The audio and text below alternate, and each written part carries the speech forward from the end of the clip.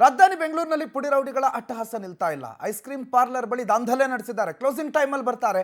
Closing time ನಲ್ಲಿ parcel ಮಾತ್ರ sir, ಇಲ್ಲಿ ಕೂತ್ಕೊಳ್ಳೋದಕ್ಕಾಗಲ್ಲ ಅಥವಾ ಇಲ್ಲಿ ತಿನ್ನೋದಕ್ಕಾಗಲ್ಲ, ನಾವು ಕ್ಲೋಸ್ ಮಾಡ್ತಾ ಇದ್ದೀವಿ, ಬೇಕಾದ್ರೆ ಪಾರ್ಸೆಲ್ ಕೊಡ್ತೀವಿ ತಗೊಂಡು ಹೋಗಿ ಅಂತ ಹೇಳಿದ್ದಕ್ಕೆ ದಾಂಧಲೆ ಎಬ್ಸಿದ್ದಾರೆ ಕಿಡಿಗೇಡಿಗಳು ಐಸ್ ಕ್ರೀಮ್ ಪಾರ್ಲರ್ ಬಳಿ. ಗೋವಿಂದರಾಜನಗರ ಪೊಲೀಸ್ ಠಾಣಾ ವ್ಯಾಪ್ತಿಯಲ್ಲಿ ನಡೆದಿರುವಂತಹ ಘಟನೆ ಇದು. ನಿನ್ನೆ ಮಧ್ಯಾಹ್ನ 12:50 ವೇಳೆಗೆ ಕಿಡಿಗೇಡಿಗಳು ಗೂಂಡಾಗಿರಿ ಮೆರೆದಿದ್ದಾರೆ. ವಿಜಯನಗರದ MC ಲೇಔಟ್ ಬಳಿ ಐಸ್ ಕ್ರೀಮ್ ಪಾರ್ಲರ್ ಮಧ್ಯಾಹ್ನ 1 ಗಂಟೆ ಕ್ಲೋಸ್ ಮಾಡಬೇಕು ಅಂತ ಅವ್ರು ಡಿಸೈಡ್ ಮಾಡಿದ್ರು.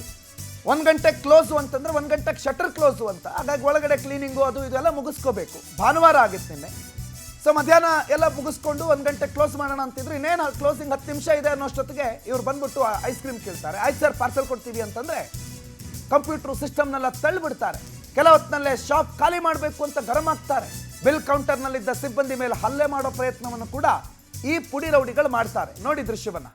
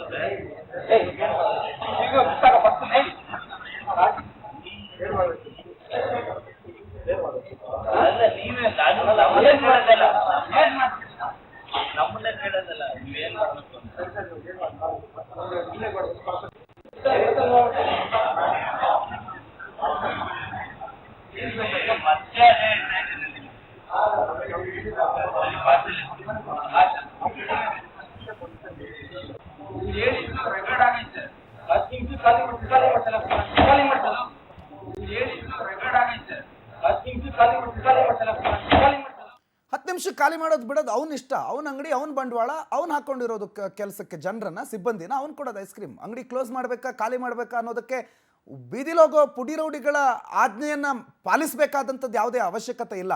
MC ಲೇಔಟ್ನ ವಿಜಯನಗರದಲ್ಲಿ 10 ಇವ್ರಿಗೆ ಐಸ್ ಕ್ರೀಮ್ ಕೊಡಲ್ಲ ಅಂದ್ರೆ ಅಂಗಡಿನೇ ಕ್ಲೋಸ್ ಮಾಡಬೇಕಂತೆ. ಯಾವ್ರಿ ನ್ಯಾಯ ಅಂತ ಗೊತ್ತಿಲ್ಲ. ದಾಂಧಲೆ ಮಾಡಿದ್ದಾನೆ, ಆ ಸಿಬ್ಬಂದಿ ಮೇಲೆ ಹಲ್ಲೆ ಮಾಡೋ ಪ್ರಯತ್ನ ಮಾಡಿದ್ದಾನೆ. ಐಸ್ ಕ್ರೀಮನ್ನು ಕೇಳಿಲ್ಲ, ಪರ್ಚೇಸ್ ಮಾಡೋದಕ್ಕೆ ಬಂದವ್ರ ಥರ ಇಲ್ಲ. ಇವ್ರದ್ದೆಲ್ಲ ಅಪ್ಪ ತಂದು ಇಟ್ಟಿದ್ದಾರೆ ಫ್ರಿಜ್ಜಲ್ಲಿ, ಕೊಡು ನನ್ನ ಅಪ್ಪ ತಂದಿರೋ ಐಸ್ ಕ್ರೀಮು ಅನ್ನೋ ಕೇಳ್ದಂಗೆ ಇದೆ. ಆ ರೀತಿಯಲ್ಲಿ ದಾಂಧಲೆ ಎಬ್ಸಿದ್ದಾರೆ. ಇಬ್ಬರು ಕಿಡಿಗೇಡಿಗಳು ಹಲ್ಲೆ ಮಾಡೋ ಪ್ರಯತ್ನ ಮಾಡಿದ್ದಾರೆ, ಭಯ ಪಡಿಸೋ ಕೆಲಸ ಮಾಡಿದ್ದಾರೆ. ಸಿಸ್ಟಮ್ ಅಲ್ಲಿರುವ ಸ್ವಲ್ಪ ಆಸ್ತಿಗಳನ್ನು ನಾಶ ಮಾಡಿದ್ದಾರೆ. ಆ ಸಿಸ್ಟಮನ್ನು ತಳ್ಳಿದ್ರು. ಆ ಸಿಸ್ಟಮ್ನ ಡಿಸ್ಪ್ಲೇ ಲೈಟಾಗಿ ಬ್ರೇಕ್ ಆದಂಗೆ ಕಾಣ್ತಾ ಇದೆ. ಸೊ ಇಷ್ಟೆಲ್ಲ ಬೆಂಗಳೂರಲ್ಲಿ ನಡೀತಾ ಇದೆ, ರಾಜಾರೋಷವಾಗಿ ನಡೀತಾ ಇದೆ.